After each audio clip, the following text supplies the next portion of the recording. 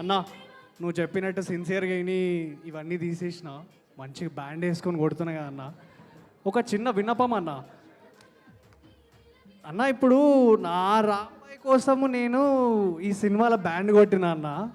So మీ రాంబాయ్ కోసం మీరేం చేసిరో చెప్పండి అన్న నాకు.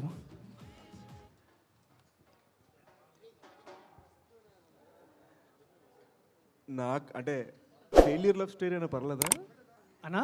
ఫెయిల్యూర్ లవ్ స్టోరీ అయినా పర్లేదు అంటే పర్లేదన్నా పర్లేదన్నా లవ్ స్టోరీ అంటేనే ఫెయిల్యూర్. ఎంతమంది రాంబాయిలు ఉంటే అంతమంది రాంబాయిల స్టోరీలు చెప్పండి అన్న, పర్లేదు మేము వింటాం. ఒక్క రాంబాయి ఓకే డన్.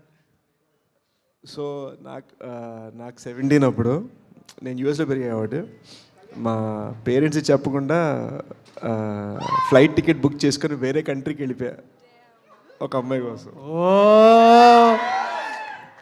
కట్ చేస్తే ఆ అమ్మాయికి నా బర్త్డే పెళ్ళి అయిపోయింది. అయ్యా. సో సినిమాలో నువ్వు అలా అరిచినట్టుగా మధ్యలో కొంచెం నేను అరిచాను అనమాట. బట్ జరగాల్సింది జరిగింది. ఆ రాంబాయి ఎక్కడున్నదో నాకు తెలియదు కానీ ఆ రాంబాయి ఈ శేషన్న రాజును మిస్ అయినందుకు పర్లేదులే, ఇప్పుడు అంతంత పెద్ద పిల్లలు ఉన్నారు అమ్మాయికి. So happy. అమ్మో పిల్లలు చూసుకోవడం మనవాళ్ళు కాదు.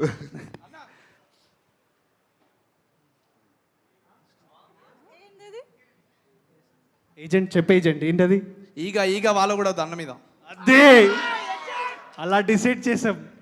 మీ ఎక్స్ట్రాలు బాగానే ఉన్నాయి కానీ కొంచెం పక్కనే వాసు గారు ఉన్నారు, ఆయన ముందు ఎందుకు మీరు కాదు. వాస్కర్ అంటే గుర్తొచ్చింది వెంటనే ఒకసారి క్వశ్చన్ చెప్పి అవసరం ఎంత గట్టిగా నా గురించి అంటారు.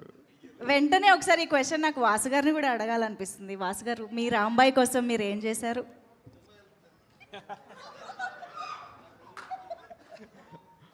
అమ్మ నాకు అరవింద్ గారు వాళ్ళు రాంబాయిలు అంత ఛాన్స్ ఇవ్వలేదు. సో జాగ్రత్తగా మంచి సంబంధం చూసి వాళ్ళు పెళ్లి చేసేసారు. సో ఎక్కడ రాంబాయికి దగ్గరికి వెళ్ళే ఛాన్స్ అయితే ఇవ్వలేదు ఎక్కడ కూడా. అంతకుముందా రాంబాయిలు ఉన్నారు కానీ ఎప్పుడు చెప్పలేకపోయాను వాళ్ళకి ఎవరికి. సో ఆ ఇంట్రావర్ట్ వల్ల అవి కూడా పోయినాయి ఛాన్స్లు అన్నీ కూడా. సార్ ఇప్పుడు చెప్పాలనుకుంటున్నారు సార్ ఆ రాంబాయికి ఏమన్నా? అంటే ఆవిడ హస్బెండ్ వింటూ ఉంటారేమో. అది వాళ్ళ హస్బెండ్స్ తింటూ ఉంటారు, ఎక్కడన్నా నెత్తుకుని మరి వచ్చి కొడతారు. ఎందుకు అవసరం అప్పుడు?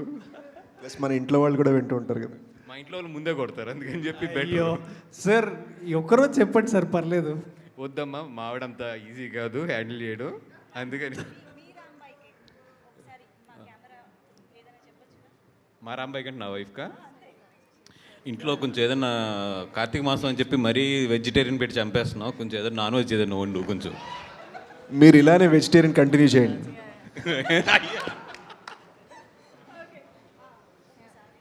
శేష్ గారు థ్యాంక్ యూ సో మచ్. నేను పిలవగానే మా లాంచ్కి వచ్చినందుకు, సెలబ్రేషన్స్కి వచ్చినందుకు. మా పాట నచ్చిందా అండి? బాగా మీ ట్రైలర్స్, కొన్ని సీన్స్, మీ క్యారెక్టరైజేషన్, మీ ఇద్దరు పర్ఫార్మెన్సెస్. కుక్ స్టెప్ నచ్చిందా మాది? అంటే మీరు చేసి చూపిస్తే చాలా బాగుంటుంది. Very clever. అంటే నేను యాక్చువల్గా ఈవెంట్కి లేట్ రావడం కూడా రీజన్ కొంచెం జ్వరంగా ఉంది.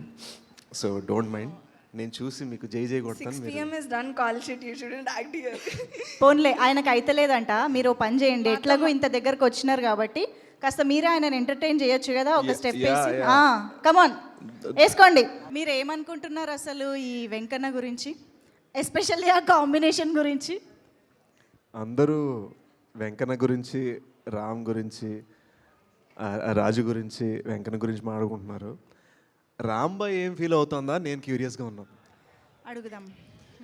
సో మనం నా ప్రేమ ఎంత గొప్పది, నా కూతుర్ని చేయడం లేదు, ఇవి అనుకునే ముందు ఫస్ట్ తనేం ఫీల్ అవుతుందని కనుక్కోవడం ఇంపార్టెంట్ నా ఫీలింగ్. మా రాంబాయ్ ఎంత మంచిదంటే లోపలికి వెళ్ళి యాసిడ్ తీసుకురా అంటే కామ్గా వెళ్ళి తీసుకొచ్చింది పిచ్చి పిచ్చి పిల్ల. లేదండి అది వాటరే, అందుకని ఇక్కడ కూర్చుంది. అబ్బా లాజిక్. సరే రాంబాయ్ ఏంటి ఏంటి ఇటు వెంకన్న అటు రాజు ఏం చేద్దాం? ఆయన అలా చూస్తుంటే ఫస్ట్ నాకు మాటలు రావట్లేదు బయట. మీరంటే చూడకండి, అటు చూడండి.